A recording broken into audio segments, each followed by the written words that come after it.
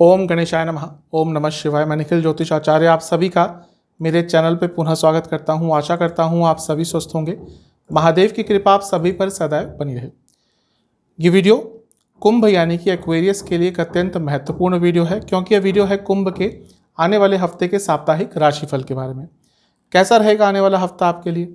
जो मेरा साप्ताहिक राशिफल होता है प्रमुखतः चंद्रमा की गति पर आधारित होता है। चंद्रमा नव ग्रहों में से सबसे तेज चलते हैं। 2.25 से 2.5 दिन में उनका राशि परिवर्तन हो जाता है, तो स्वाभाविक तौर से आपके लिए पूरे हफ्ते में वो अलग अलग भावों में जाते हैं, अलग अलग ग्रहों से युति बनाते हैं। तो उन सब चीज़ों का आपके जीवन पर क्या प्रभाव पड़ सकता है, इसी पे आधारित मेरा साप्ताहिक राशिफल होता है। कहाँ से देखें? जैसा मैं हर बार कहता हूँ कि लग्न राशि और चंद्र राशि से अलग अलग राशिफल नहीं बन सकते।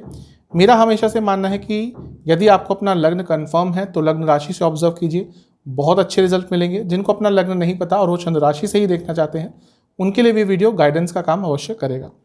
तो शुरुआत करते हैं इस महत्वपूर्ण वीडियो का, जो कि है कुंभ के लिए। जुलाई को चंद्रमा आपके लाभ स्थान में होंगे यानी कि धनु में, और 4 जुलाई दिन के करीबन 3 बजे तक उनका गोचर वहीं पर रहेगा। चंद्रमा का लाभ स्थान में आना नाम से ही स्पष्ट है कि लाभ देगा, क्योंकि छठे घर के स्वामी हैं। कुछ रुका हुआ पैसा आ सकता है, रुके हुए काम बन सकते हैं। यहाँ पर चंद्रमा पर बृहस्पति की दृष्टि रहेगी, ये भी अच्छा है। बृहस्पति आपके लिए धन स्थान लाभ स्थान दोनों के स्वामी हैं, और पूर्णिमा योग भी बनेगा क्योंकि सूर्य से सप्तम में है।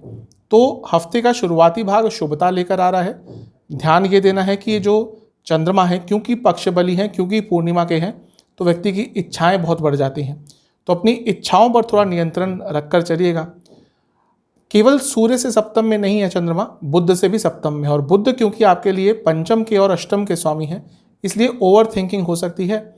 चीज़ों को ढंग से एनालाइज नहीं कर पाएंगे आप, इसलिए कोई धन के संबंध में बहुत बड़ा निर्णय लेने से अपने आप को दूर रखेंगे तो आपके लिए अच्छा होगा। लग्न के स्वामी से भी क्योंकि लाभ स्थान में है, तो हफ्ते का शुरुआती भाग आपके लिए लाभ अवश्य लेकर जाएगा।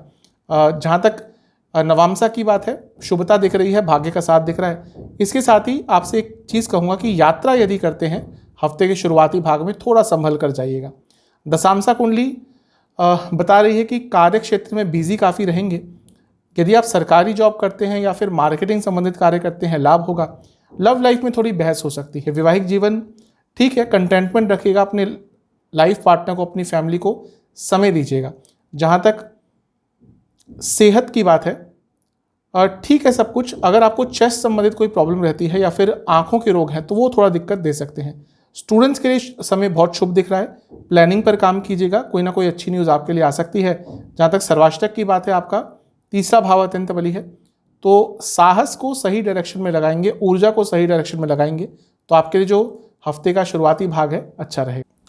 4 जुलाई दिन के करीबन 3 बजे के आसपास चंद्रमा आपके 12वें स्थान में आ जाएंगे मकर में, और 6 जुलाई शाम के 5 बजे के आसपास तक उनका प्रवास यहीं पर रहेगा। चंद्रमा का 12वें स्थान में आना बहुत अच्छा तो नहीं होता, क्योंकि चंद्रमा आपके छठे भाव के स्वामी हैं। उस नाते उनका 12वें घर में आना विपरीत राजयोग अवश्य बनाता है। फिर भी चंद्रमा की स्थिति यहाँ पे थोड़ी सी कष्टकारी हो सकती है। मानसिक चिंताएं, मानसिक वेदनाएं बढ़ती हैं। अगर ऑलरेडी आपको कोई मानसिक विकार है, डिप्रेशन है, एंग्जाइटी है, कुछ और चीज़ें हैं, कोई OCD टाइप की आपको प्रॉब्लम है, तो यहाँ पे ये सारे सिम्टम्स बढ़ जाते हैं। व्यक्ति चिंतित बहुत रहता है। कोशिश कीजिएगा कि अपने मानसिक स्थिति पर कंट्रोल करें। अच्छी चीज़ है, जैसा मैंने कहा कि विपरीत राजयोग चंद्रमा बना रहे हैं, तो रुके हुए कार्य बन सकते हैं। और शुक्र की दृष्टि है, ये चंद्रादि योग भी बनता है। शुक्र क्योंकि कुंभ के लिए योग कारक ग्रह हैं, तो हाँ, कुछ ना कुछ अच्छा प्रभाव इसका मिल सकता है। शुक्र भाग्यस्थान के स्वामी हैं और शुक्र चौथे घर के स्वामी हैं, यानी कि भौतिक जीवन में आप आगे बढ़ सकते हैं। प्रॉपर्टी का कुछ काम अटक रहा था, वो पूरा हो सकता है। मानसिक स्थिति को छोड़ दिया जाए तो बाकी सारी चीज़ें आपकी ठीक दिख रही हैं। क्योंकि लग्न के स्वामी से भी 12वें में आ गए चंद्रमा, तो ये जो सेहत वाली बात है, इस पर और एक प्रभाव डाल रहा है। सेहत का ध्यान दीजिएगा, मानसिक एवं शारीरिक। एक और अच्छी चीज़ है, क्योंकि बृहस्पति से केंद्र में है चंद्रमा, तो टेक्निकली ये गजकेसरी योग भी बन जाता है, तो यहाँ से भी शुभता प्रदान हो रही है। नवामसा कुंडली बता रही है कि खर्चे बढ़ेंगे। कोशिश कीजिएगा कि यदि आपने रिसेंटली या पिछले कुछ महीनों में धन अर्जित किया है, तो उस धन को यूटिलाइज कैसे करें, इस पर विचार करें। जहाँ तक दशांशा की बात है, यदि आप क्रिएटिव फील्ड में हैं, किसी एजुकेशन से संबंधित कार्य करते हैं, लाभ होगा। लव लाइफ, यहाँ पे प्रॉब्लम थोड़ी ये दिख रही है कि आप समझ नहीं पा रहे एक दूसरे को, या फिर समझना चाह नहीं रहे हैं। दोनों में से कुछ भी है तो प्रॉब्लम है, काम कीजिएगा। वैवाहिक जीवन ठीक है, पैसों की बातचीत ज़्यादा मत कीजिएगा, ज़्यादा ओवर एक्साइटमेंट से प्रॉब्लम हो सकती है। सेहत, चेस्ट की प्रॉब्लम, आंखों की प्रॉब्लम। जहाँ तक स्टूडेंट्स की बात है, समय बहुत अच्छा है, लेकिन जल्दबाजी से बचिएगा। सर्वाष्टक के हिसाब से आपका 10वां स्थान अत्यंत बली है। कार्य क्षेत्र में थोड़ी उलझनें अवश्य आ सकती हैं, लेकिन आगे बढ़ने के मौके भी प्राप्त होंगे। 6 जुलाई चंद्रमा शाम के करीबन 5 बजे आपके लग्न में आके स्थापित हो जाएंगे और सप्ताह के अंत तक यहीं पर रहेंगे। चंद्रमा का लग्न में आना ठीक होता है, क्योंकि छठे घर के स्वामी हैं, थोड़ा गुस्सा, थोड़ा फ्रस्ट्रेशन लाएंगे अपने साथ और चिंताएं भी थोड़ी सी लाएंगे। लेकिन हाँ, छठे भाव के स्वामी अगर लग्न के साथ मिल जाते हैं तो कुछ रुके हुए काम, अटके हुए कार्य, लीगल कार्य पूर्ण हो सकते हैं। लेकिन क्योंकि वो छठे भाव के स्वामी हैं, रोग, रिपु, ऋण, तो रोग भी कोई तंग कर सकता है, ध्यान दीजिएगा। प्रॉब्लम यह है कि शनि वक्री हैं, अभी 17 जून को वक्री हुए हैं। अब वक्र अवस्था में वो गति पकड़ रहे हैं। हर ग्रह की गति होती है अलग अलग, चारी, अतिचारी, वक्री, अति वक्र। तो इसी तरह से अब शनि जो है वो वक्र अवस्था में पीछे तेजी से जाना शुरू कर रहे हैं और यहाँ पे विषयोग भी लग्न में बन जाएगा, तो थोड़ा सा सेंसिटिव समय होगा, ध्यान दीजिएगा। जैसा मैंने अभी जब चंद्रमा 12वें घर में थे कहा था कि अगर कोई मानसिक विकार है, आप ऑलरेडी अगर ज़्यादा सोचते हैं, एंग्जाइटी है आपको, डिप्रेशन है आपको, तो ये समय अपनी मानसिक सेहत पर बहुत कंट्रोल करने का है। एक अच्छी चीज़ है कि मंगल की दृष्टि है, और मंगल क्योंकि आपके 10वें घर के स्वामी हैं, तो भले ही कुछ भी चले, आप कार्य क्षेत्र में अथॉरिटी में रहेंगे।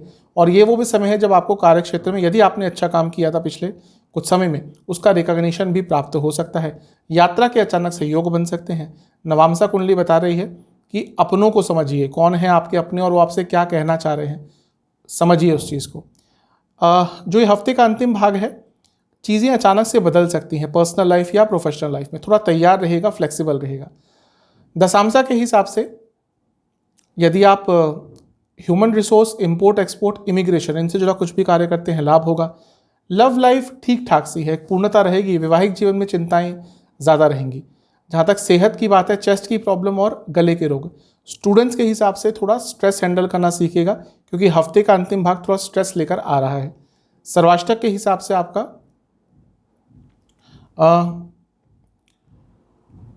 तीसरा स्थान अत्यंत बली है। तो ये जो हफ्ते का अंतिम भाग है, अचानक से आपके यात्रा के योग भी बन सकते हैं और कोई पुराना पैसों का मामला जो अटक रहा था, उसके संबंध में भी कुछ अच्छा आपको प्राप्त हो सकता है। आपके लिए उपाय यह है कि आपको शनि चालीसा और हनुमान चालीसा का 2-2 बार पाठ करना है और शनि देव के सामने 3 सरसों के तेल के दिए अर्पण करने हैं। आशा करता हूँ कुंभ के लिए जो साप्ताहिक राशिफल है उनके काम आएगा। चैनल पे अगर आप नए हैं, सब्सक्राइब कर लीजिए और वीडियो को लाइक कर लीजिए। मिलता हूँ आप सभी से अगली वीडियो में, तब तक के लिए ओम नमः।